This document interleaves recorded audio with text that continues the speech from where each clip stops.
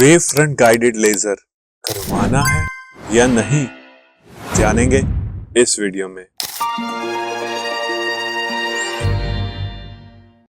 Wave front guided laser और topo guided laser is a new modality in LASIK technology as well as laser technology।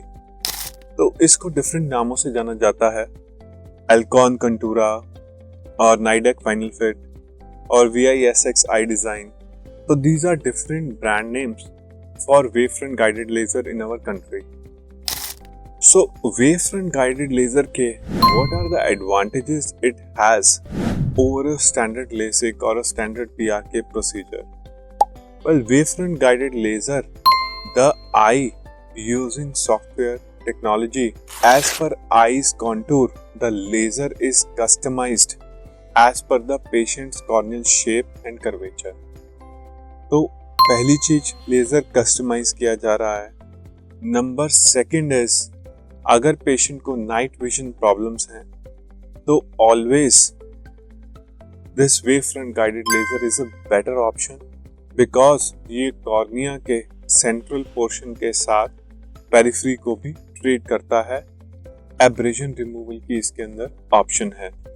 Number 3, abrasion removal. इसको lemon terms में कैसे समझाया जाए, हमारा जो कॉर्नियल सरफेस है जिस पे हमने लेजर चलाना है उसमें इरेगुलरिटीज होती हैं जिन्हें हम एब्रेजन्स कहते हैं। Now these irregularities what they do is post standard laser और post even a smile procedure ये इंक्रीज कर जाती हैं। जब ये इंक्रीज करती हैं तो ये स्टार्टिंग में पोस्ट लेजर क्वालिटी ऑफ जो विजन है, पेशेंट की जो क्वालिटी ऑफ विजन है उसके अंदर मरीज को दिक्कत आती है। कोई पेशेंट ये भी फील कर सकता है मेरी आंख के आगे लाइट फैलती, लाइट पड़ रही है, and all those symptoms patient can feel.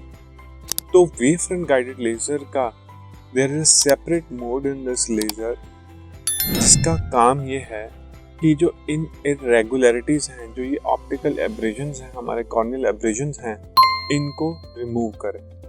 And that is why in few cases and some studies and research have also told, because of this abrasion removal most patients feel they have a sharper vision, sharper quality of vision compared to a standard LASIK, and also some patients have mentioned compared to smile procedure as well। It is also better for patients जिनके multiple refractive errors हैं, यानी कि spherical भी है, cylindrical भी है, specially patients जिनको irregular astigmatism है।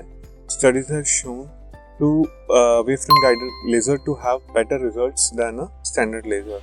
सो as with the standard laser also, जो वेव फ्रंट गाइडेड लेजर है, there is no pain, there are no stitches, faster healing time is there, aberrations नहीं होती, तो quality of vision is usually better also. कोई hospitalisation की जरूरत नहीं है, पेशेंट आता है डे केयर में अपनी सर्जरी कराता है और सर्जरी करा के घर जा सकता है। And after the laser also patient does not need, उसकी जो आईज हैं उन्हें पैच करने की जरूरत नहीं है। Only thing, patient can be given dark glasses for protection and the patient can go home.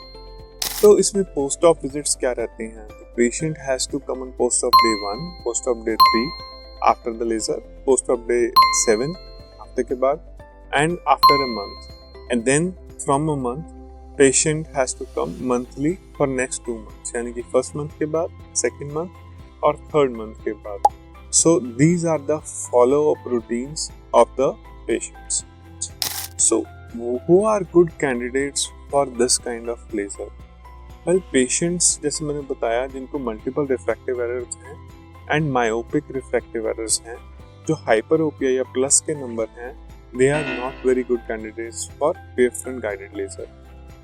Secondly, जिन पेशेंट्स के एब्रेजन स्कैन्स के अंदर बैरोमीटर पे जो भी स्कैन्स किए हैं ऑप्टिकल एब्रेजन्स ज़्यादा हैं, जिनके कॉर्निया में एब्रेजन्स बहुत ज़्यादा हैं, these patients are prime candidates for wave front guided laser.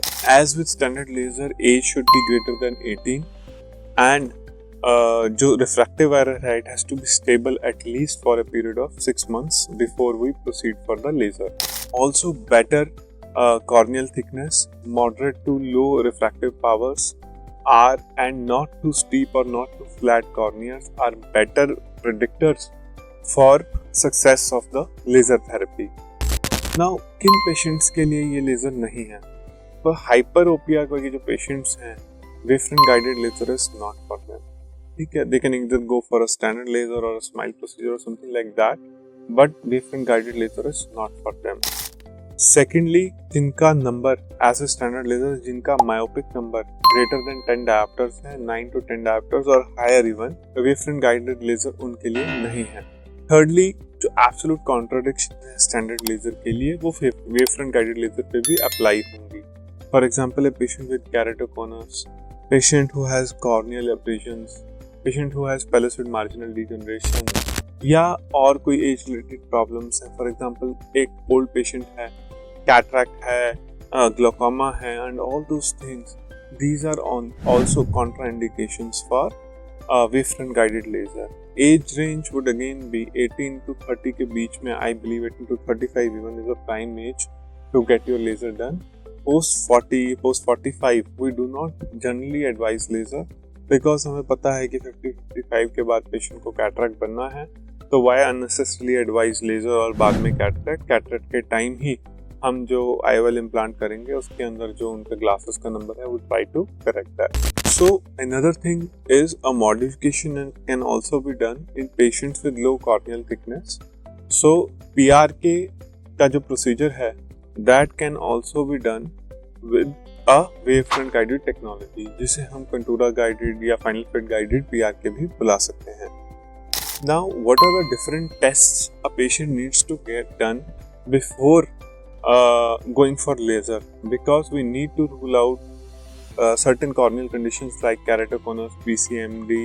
ये सब चीजें हमें रूल आउट करनी पड़ती हैं before laser, because if we do laser in these cases it can be harmful for the patient.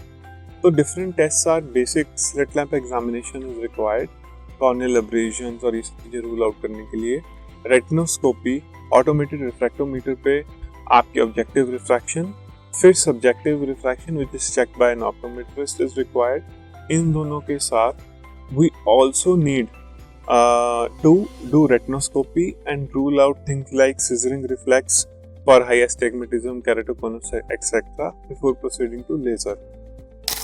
The gold standard investigations are pentagam has to be done, which tells us corneal thickness क्या है, corneal shape क्या है, and an aberrometer scan has to be done to see the amount of corneal abrasions for the patient. हमारे यहाँ aberrometer scan is done by a machine called OPD Scan 3, which is a NIDEC machine, which is a 5-in-1 workstation, which does multiple things. Along with the barometer, it also tells कि जो night vision है, how is the night vision of the patient, रात को कितनी abrasions हैं, रात को कोई cylinder तो नहीं आ रहा, refractive power में, all those that information it is going to give.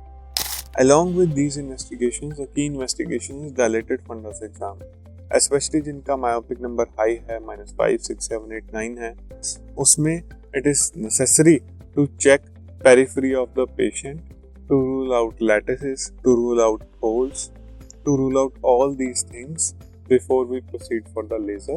और अगर ऐसी कोई दिक्कत है, रेटिना की periphery में lattices हैं, holes हैं, जो पेशेंट की विजन को नुकसान दे सकते हैं या रेटिनल डिटैचमेंट कर सकते हैं पोस्ट लेजर, तो फर्स्ट ग्रीन लेजर के माध्यम से इन लैटिसेस को या होल्स को लेजर करना पड़ता है, सील करना पड़ता है.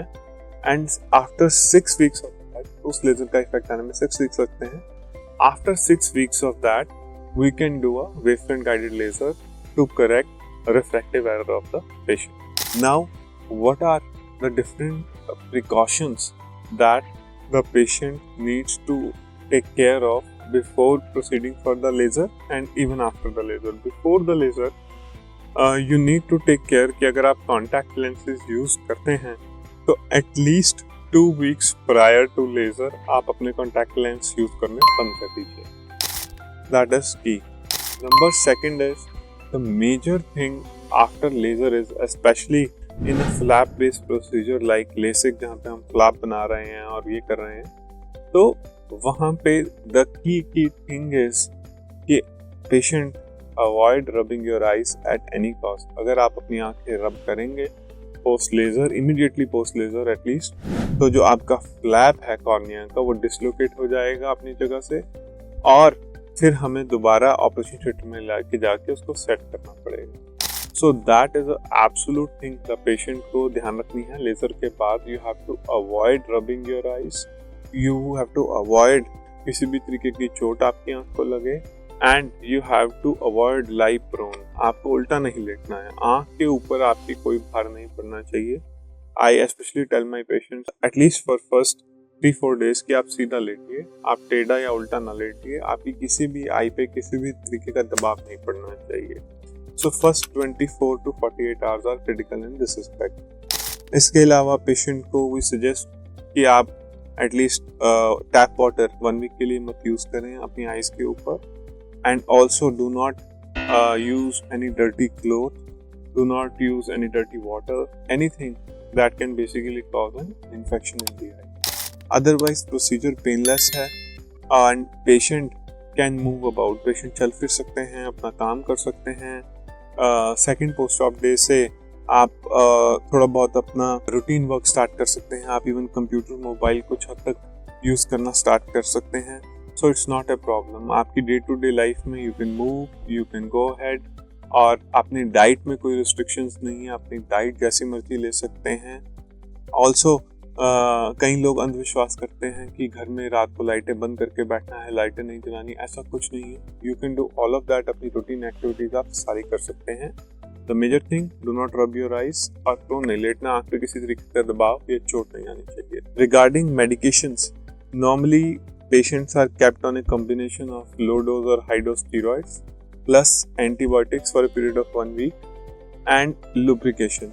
Lubrication is key क्योंकि लेजर के बाद most of the patients को आई में थोड़ी ड्राइनेस रहती है, तो dryness we need to very good lubricant actually to the patient, और lubricants you have to frequently lubricate your eye, and also जो आपका स्क्रीन टाइम है, मोबाइल टाइम है, वो भी आप उसी हिसाब से एडजस्ट करें।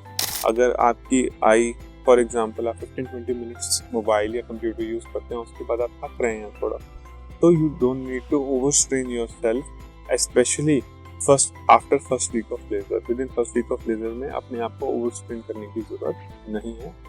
एंड ऑल्सो वी सजेस्ट कि पहले फर्स्ट 2 वीक्स में आप आईज के ऊपर, if you are a female, let's say you have to get married, तो आप कोई फर्स्ट 2 वीक्स में मेकअप ना करें, उसके बाद आप अपना light makeup and all those things start कर सकते हैं। So this was my video on wave front guided laser.